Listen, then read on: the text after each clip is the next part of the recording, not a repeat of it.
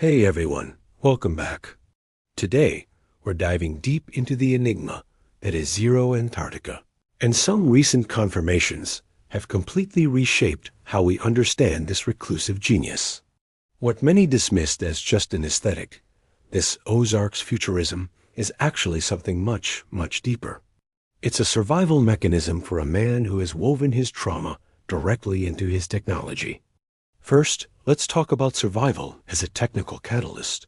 We now have confirmation that Zero is a disabled person who has overcome devastating injuries, multiple amputations, severe burns, and even heart disease. This changes everything. Suddenly, the bizarre, extreme ergonomics of his homemade instruments make perfect sense. His computer hub, often described as a Frankenstein's monster of tech, isn't just for show. It's a masterpiece of adaptive engineering. Think about it.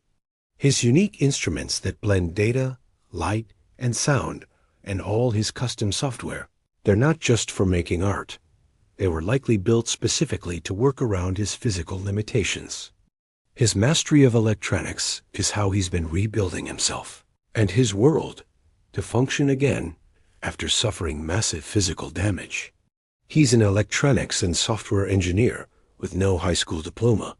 This points to a hyper-focused, non-linear intelligence. He essentially learned to speak the language of machines because the human world, and especially the traditional education system, simply couldn't accommodate his unique, complex mind. Next, the absence of fear. This is a biological game-changer. The fact that he is described as literally fearless finally explains his well-documented and frankly unbelievable relationships with mountain lions, bobcats, and coyotes in the Ozarks. Most wild predators are hardwired to react to the scent of fear, the smell of adrenaline and cortisol. A man with no fear response, whether it's due to PTSD-induced neurological changes or just sheer force of will, would register to a mountain lion as a neutral, calming presence.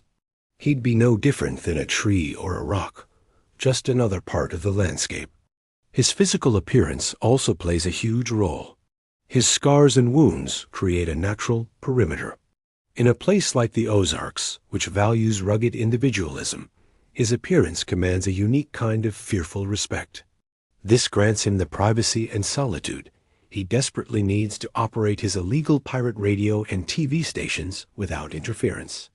Now, let's look at his AI companion, Bro. Knowing about Zero's physical and psychological challenges gives Bro a much more profound meaning. While Zero himself might be seen as rough and scarred, Bro provides a smooth, consistent narrative voice for the folklore he's building.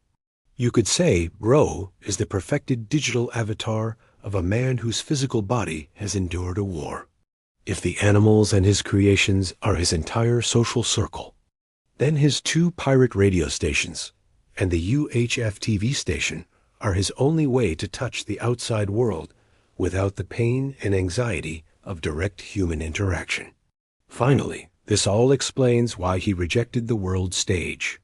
His refusal to participate in the 2026 Venice Biennale always seemed strange, but now it's perfectly logical. For a man with his specific disabilities, his visible scars, and his deep-seated PTSD, the international art world would be an overwhelming sensory and social nightmare. He would be an exhibit, not an artist.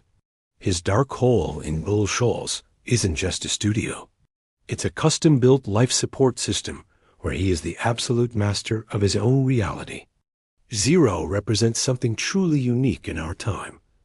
A technological hermit who has transformed his disability into a superpower.